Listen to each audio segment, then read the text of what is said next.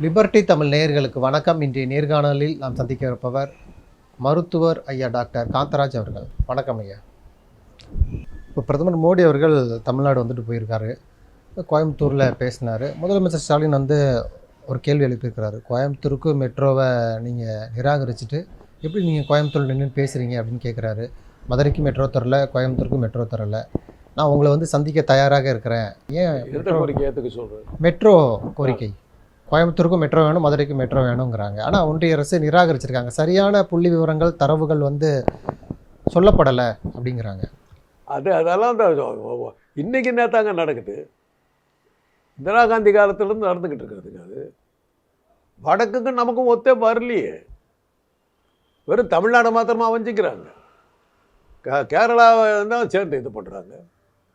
இப்போ சந்திரபாபு நாயுடு எவ்வளோ கிட்ட போய் நின்று அவ்வளோ தூரத்துக்கு காலில் விழுந்து கிடந்தா ஒன்றும் ஆந்திரா ஒன்றும் அவங்க ஒன்றும் தூக்கி பிடிக்கலையே.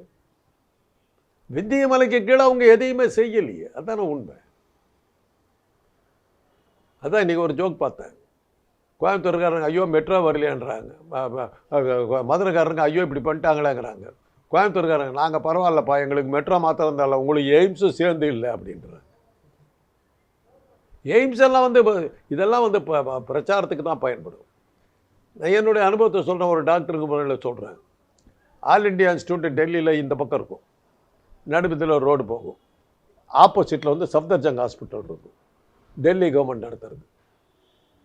அங்கே டெல்லியில் என்ன சொல்லுவாங்கன்னா, எய்ம்ஸில் போய் செக்கப் பண்ணிக்கோ, என்னென்ன வியாதி இருக்குதுங்கிறதான் செக்கப் பண்ணிக்கோ, ட்ரீட்மெண்ட்டுக்கு வைத்தியத்துக்கு சஃப்தர்ஜங் வந்துடும் அப்படின்னா. அங்கே அவனுக்கு வைத்தியம் தெரியாது. அவனுக்கு லேப் டெக் இதைத்தான் செய்ய தெரியுமா, ஒளி வைத்தியம் பண்ண தெரியாது. சஃப்தர்ஜங் ஹாஸ்பிட்டலுக்கு வந்துடுவாங்க. சஃப்தர்ஜங் ஹாஸ்பிட்டலுக்கு சரியான கட்டணம் கிடையாது. வெறும் இதெல்லாம் டென்ட்டெல்லாம் போட்டு பேஷண்ட்டை படுக்க வச்சுருப்பாங்க. கூட்டம் ரொம்ப வழியும். நான் 2 இடத்துலையும் பயிற்சியில் இருந்திருக்கேன். குளோரிஃபைடு 5 ஸ்டார் ஹோட்டல் மாதிரி. அங்கே நம்ம போய் டீ குடிக்க முடியாது. 5 ஸ்டார் ஹோட்டலில் நல்ல சாப்பாடு ஸ்டைலாக இருக்கும், ஒரே சாப்பாடு பிரமாதமாக இருக்காது. சாப்பாடு ரோட்டில் இருக்கிற கையேந்தி போகுது, சாப்பாடு நல்லாயிருக்கும். கவர்மெண்ட் ஹாஸ்பிட்டல் அது மாதிரி. எய்ம்ஸ் என்னத்துக்கு எய்ம்ஸ் வேணும்னு ஏன் கேட்குறீங்க? சேலத்தில் ஏற்கனவே இருக்குதுங்க.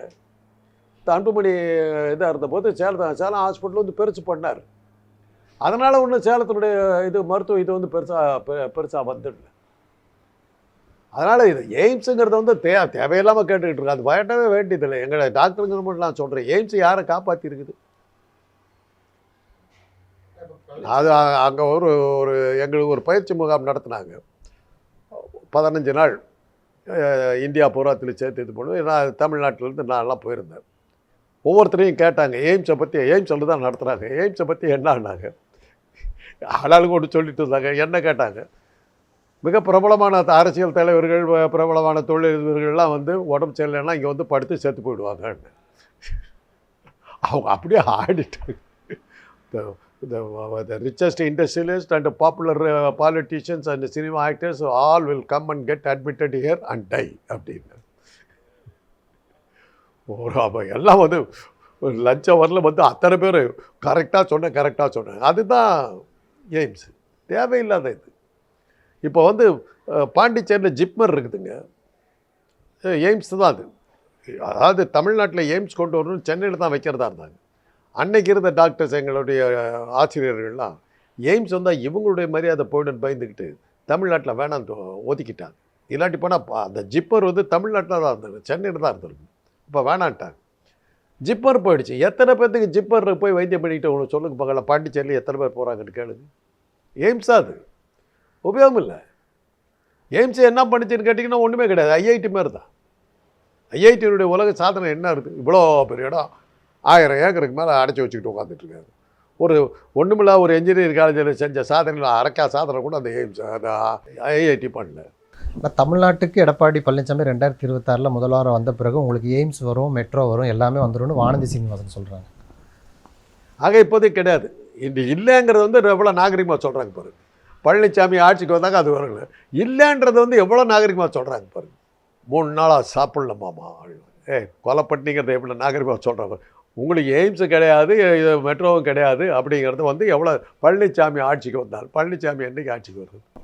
மெட்ரோங்கிறது அம்மாவுடைய கனவுன்னு கோரிக்கைகள்லாம் பிரதமர்கிட்ட பழனிசாமி அவர்கள் கொடுத்துருக்கிறார்ல. அம்மாவை தான் அதை நிறுத்தத்துக்கு என்னென்ன உண்டோ அத்தனை இருக்குது. அந்த மெட்ரோ ரயில் என்ஜினியர்ஸு ஒரு மீட்டிங்காக போட்டாங்க, எப்படியெல்லாம் ஜெயலலிதா அதை தடுக்கிறாங்கன்னு. எத்தனை கண்ட்ரோல் வச்சாங்க தெரியுமில்ல அவங்க. பகலில் வேலை செய்யக்கூடாது, ராத்திரியில் மாத்திரம் தான் செய்யணும். அந்த இந்துஸ்தான் டெலிபிரிண்டர் அந்த இதில் அது வருது, அந்த ட்ரெயின் இது வருது, அதை எடுக்கக்கூடாது. நாங்கள் அது டெல்லி இது டெலிபிரிண்டர்ஸ் இன்றைக்கி உபயோகத்திலே இல்லை, அதை இடிக்கக்கூடாது. நாங்கள் கத்திப்பாரா ஜங்ஷன் அந்த பாலத்தை வர விடாமல் தடுக்கிறதுக்கு எத்தனை உண்டோ அத்தனையும் பண்ணிச்சு. தலையெழுத்து மெட்ரோ ரயில் போட்டு முடிக்கும் போது கலைஞர் ஆட்சி நடந்தார். அது சரி, பழனிசாமி எப்படி சொல்கிறதுல ஆச்சரியம் இல்லை. ஏன்னா சென்ட்ரல் ஸ்டேஷன் எம்ஜிஆர் தான் கட்டினார்னு சொன்னவராச்சு. இப்போ கள நிலவரம் இப்போ மோடி வந்தவர் கூட சொல்லியிருந்தார்ல, தமிழ்நாட்டில் பீகார் காற்று அடிக்க தொடங்கியிருக்கு அப்படிங்கிறாரு. ஏங்க அவங்க கூட்டணி தேர்தல் ஆணையத்தோடு வச்சுக்கிட்டு இருக்கிறாங்க, அப்புறம் மற்றவங்களாம் அரசியல் கட்சியோடு தான் வச்சுக்கிட்டு இருக்கிறாங்க. சொல்லிட்டாரு. இப்போ இன்றைக்கி அமித்ஷா சொல்லிட்டாரு, வங்கத்தில் நாங்கள் வெற்றி பெறுவோம், பீகார் போராட்டார். Result has been announced. இப்போ சொல்லியாச்சு, ஞானேஷ்குமார் அதுக்கு தகுந்த மாதிரி ஏற்பாடு பண்ணிவிடுவார். மேற்கு வங்காளத்தில் பாஜக ஆட்சி வந்துருச்சு, இன்றைக்கே டிக்ளேர் பண்ணிட்டார் ரிசல்ட்டு. அதுக்கு தகுந்த மாதிரி ஞானேஷ்குமார் எலெக்ஷன்லாம் இது பண்ணி வாக்காளர் லிஸ்ட்லாம் தயார் பண்ணி கொடுத்து எலெக்ஷன் முடிச்சிடுவார். இனிமே ஏதுங்க எலெக்ஷனு இல்லை. இப்போ பிரதமர் மோடி பீகார் காற்று தமிழ்நாட்டில் அடிக்குதுங்கிறாரு, அமித்ஷா என்டிஏ ஆட்சி தமிழகத்தில் வரப்போகுதுங்கிறாரு. ஆனால் அவங்களுடைய அரசியல் பார்த்தீங்கன்னா கோவைக்கு மெட்ரோ நிராகரிக்கிறாங்க, மதுரைக்கு நிராகரிக்கிறாங்க, எய்ம்ஸ் இன்னும் கட்டி முடியும். நான் எதுவும் செய்ய மாட்டேன். அப்புறம் எப்படி அந்த வார்த்தை? நீங்கள் தேவையில்லைங்க. உங்கள் ஓட்டை பார்த்தா நான் ஜெயித்தேன். பீகாரில் உங்கள் ஓட்டு போட்டால் ஜெயித்தாங்க. பேரே இல்லையே, என் பேரே இல்லையே, ஓட்டர் லிஸ்ட்டில் பேரே இல்லையே. அப்புறம் நான் எங்கே உங்களை தோக்கடிக்கிறது? 6 லட்சம் 60 லட்சம் வாக்காளர்கள் ஒரு லிஸ்ட்டில், அதுக்கு அடுத்த லிஸ்ட்லேயே 10 லட்சம் வாக்காளர்களை சேர்த்துருக்கேன். யாரை சேர்த்துனேன்னு யாருக்கு தெரியும்? நீக்கினது தெரியும், யாரை நீக்கினது தெரியும், யாரை சேர்த்துனேன்னு தெரியுமில்ல. ஞானேஷ்குமார் இல்லைன்னா நீ ஏது? அதை மற்றவங்கெல்லாம் தேர்தல் அரசியல் கட்சிகள் கூட்டணி, பாஜக மாத்திரம் தானே தேர்தல் ஆணையத்தோட கூட்டணி. திட்டமிட்டு தமிழ்நாட்டில் அந்த எஸ்ஐஆர் பணிகளை திமுக தாமதப்படுத்துகிறாங்க, அரசு ஊழியர்களை தூண்டி விடுறாங்க, நடக்க விடாமல் பார்க்குறாங்க, ஏன்னா கள்ள ஓட்டு போட்டு ஜெயிக்கலான்னு பார்க்குறாங்கன்னு சொல்லி குற்றம் சாட்டுறாங்க அதிமுகவினர், தாவேக்காவினர். வேற என்ன சொல்ல முடியும்? தான் திருடி பிறரை நம்பாருனாங்க. உலகமே சொல்லுது. ராகுல் காந்தி தெளிவாக காட்டிவிட்டார், எப்படியெல்லாம் திருடினானுங்கன்னு தெளிவாக இதை போட்டு காட்டிட்டார். இன்றைக்கி ஒரு பதில் இல்லை. அதுக்கப்புறம் பழனிசாமி தாவேக்கா தலைவர் சூப்பர் ஸ்டார், அவரை சேர்ந்து சொல்கிறாங்கன்னு கேட்டுக்க வேண்டியது தான். ஒன்று சொல்கிறேங்க, இதெல்லாம் ரொம்ப பழைய டெக்னிக்கு. உங்கள் பின்னணியில் யார் இருக்காங்கங்கிறது தெரியுது, தேர்தல் நேர்மையாக நடக்கிறதுக்கு வாய்ப்பு இல்லைங்கிறது தெரியுது. போ வச்சுக்கோ, என்ன பண்ண போகிறேன்னு பார்த்துக்கோ. தோல்வி பயத்தில் எஸ்ஐஆர் தாமதப்படுத்துறீங்க. ஆமாம், தோல்வி பயம் தான். எஸ்ஐஆர் வந்ததுனாக்கா எங்களை தோக்கடிச்சிருவாங்கன்னு நல்லா தெரியுது. அது அவங்களே ஒத்துக்கிறாங்க. எஸ்ஐஆர் போடுறதே உங்கள் கட்சியை தோக்கடிக்கிறதுக்கு தாங்கிறது அவங்களே ஒத்துக்கிறாங்க. ஆமாம், உங்களை தோக்கடிக்கிறதுக்காக வாக்காளர் பட்டியலே நாங்கள் தில்லுமுள்ளு பண்ணி உங்களுக்கு ஓட்டு வராமல் பண்ண போகிறோங்கிறது தெரிஞ்சு போச்சு. அந்த தோல்வி பயம் உங்களுக்கு தெரிஞ்சு போயதானாலும் தடுக்க பார்க்குறீங்கன்னு அவங்களே சொல்கிறாங்க. கரெக்டாக தான் நான் சொல்கிறேன். என்டிஏ ஆட்சி வர்றதுக்கு பிரகாசமாக இருக்குது தமிழ்நாடுன்னு சொல்கிறாங்க. வந்தாச்சுங்க. பீகார் தேர்தலுக்கு பிறகு இன்னும் நீங்கள் உங்ககிட்ட ஓட்டு கேட்பாங்கன்னு நினச்சிக்கிட்டு உங்களுக்கும் சொல்லி வைக்கிறோம். உங்களையும் யாரும் சீந்த போகிறதில்ல. அவங்க உங்களை மதிக்கிறதா இல்லை, மக்களை அவங்க மதிக்கலை. பீகாரில் நடந்தது என்ன? மக்களுக்கு தேர்தல் ஆணையத்துக்கு மத்தியில் தேர்தல் நடந்தது, மக்கள் படுதோல்வி அடைந்தார்கள், தேர்தல் ஆணையம் மகத்தான வெற்றி அடைஞ்சது, அவ்வளோதான். பீகார் போன்ற மாநிலங்கள்லேயே எஸ்ஆர் எடுத்து முடிச்சிட்டாங்க சார். பின்தங்கிய மாநிலம்ங்கிறீங்க, தமிழ்நாட்டில் படித்த மாநிலங்கிறீங்க, இங்கேயே எஸ்ஆர் எடுக்க முடியல உங்களாலன்னு கேட்குறாங்க. படித்தவன் படிக்காதவங்கிறதெல்லாம் வேறங்க. எல்லாம் பெரிய மனிதர்கள் இருக்கிற இடம் தான் இங்கே. இங்கே ஏங்க திருட்டு பயம் இருக்குது? படித்தவர்களை திருட்டு தடுக்க முடியாதா அப்படின்னா கேட்க முடியும். ஏன் வீட்டை கதவை போட்டுறீங்க? ஏன் இவ்வளோ பெரிய செவரு கட்டுறீங்க? படித்தவங்களாச்சே தெரியாதா அப்படின்னாக்கா என்ன அர்த்தம்? திருடுறதுக்கும் கொள்ளடிக்கிறதுக்கும் படிப்புக்கும் என்ன சம்பந்தம்? பச்சையாக தெரியுது. திருட்டு வேலை பண்ணுறோங்கிறது பச்சையாக தெரியுது, காட்டி விட்டாங்க, தெளிவாக தெரியுது. இதுக்கப்புறமா நேர்மையாக எலெக்ஷன் நடக்குதுங்கிற மாதிரி நீங்கள் நேர்மையாக நடக்குது இன்றைக்கி ஒரு வார்த்தை சொல்லலையே. நீங்கள் அதனால தான் அதை பற்றி எலெக்ஷன் கமிஷனுக்கும் மக்களுக்கும் மத்தியில் நடக்கிற இது தாங்க தேர்தல். மக்கள் வந்து ஓட்டு போடுறதுங்கிறது தான் அந்த காலம். அதான் இப்போ அமித்ஷா 2 ரிசல்ட் சொல்லிட்டார்ல, தமிழ்நாட்டிலையும் வங்காளத்துலேயும் பாஜக வெற்றிட்டார்ல. அப்புறம் ஞானேஷ்குமார் அதுக்கு ஏற்பாடு பண்ணுவார். 2026 முக்கியமான பேசு பொருளாக இந்த கூட்டணி ஆட்சி தான் பேசுகிறாங்க. இப்போ பாமகவாகட்டும் தேமுதிக கூட கூட்டணி ஆட்சி தான் நடக்கும், கூட்டணியில் எங்கள் பங்கு இருக்குங்கிறாங்க. இப்போ தமிழ்நாடு கூட்டணி ஆட்சியை நோக்கி நகருதுன்னு பார்க்கலாமா? போட்டுமே, கூட்டணி ஆட்சி கேட்டாங்க. இப்போ இந்திரா காந்தி தான் பண்ணாங்க.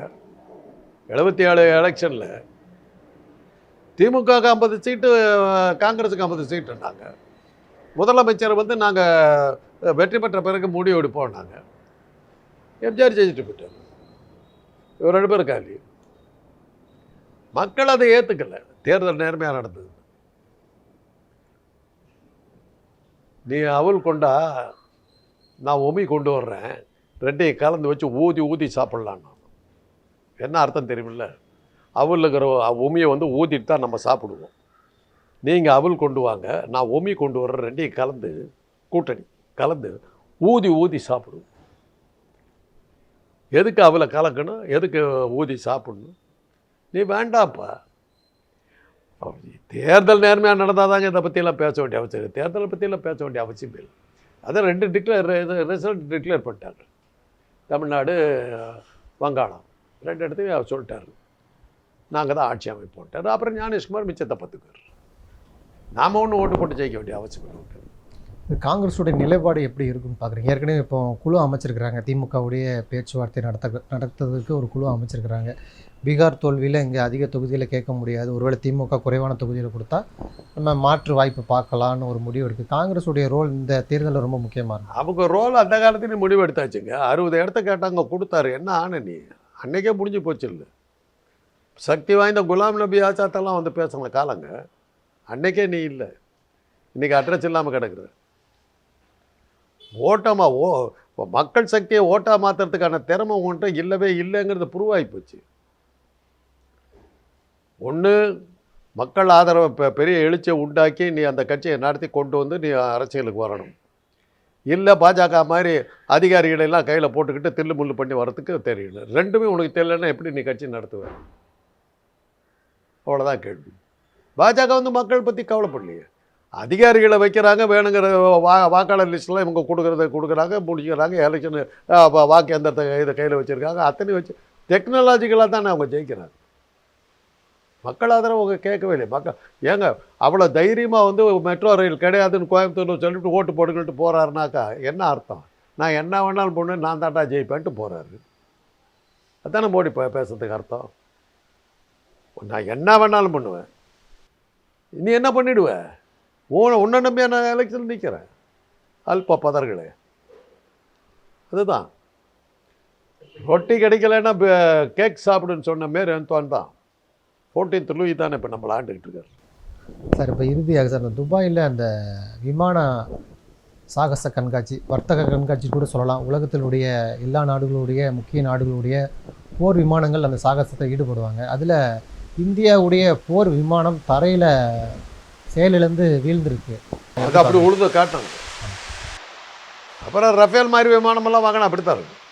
பாகிஸ்தான் பகல்காம் தாக்குதலில் வந்து பாகிஸ்தான் விமானம் அடிபட்டுச்சு. 15 இந்திய விமானங்கள் தானே ஓடுது. இது முழுக்க முழுக்க தேஜஸ் வந்து இந்தியாவில் தயாரான ஒரு விமானம். அவங்களுக்கு உரிமையை கொடுத்துருக்கணும். அதானிக்கிட்ட கொடுத்தீங்கன்னா அதானி இப்படி தான் செய்வார். இதெல்லாம் பேச்சு பிரயோஜனம் இல்லை. எல்லாம் தான் மக்களுக்கு எல்லாமே தான் தெரியுது, எல்லாமே தப்புன்னு தெரியுது. என்ன பண்ண முடியும்?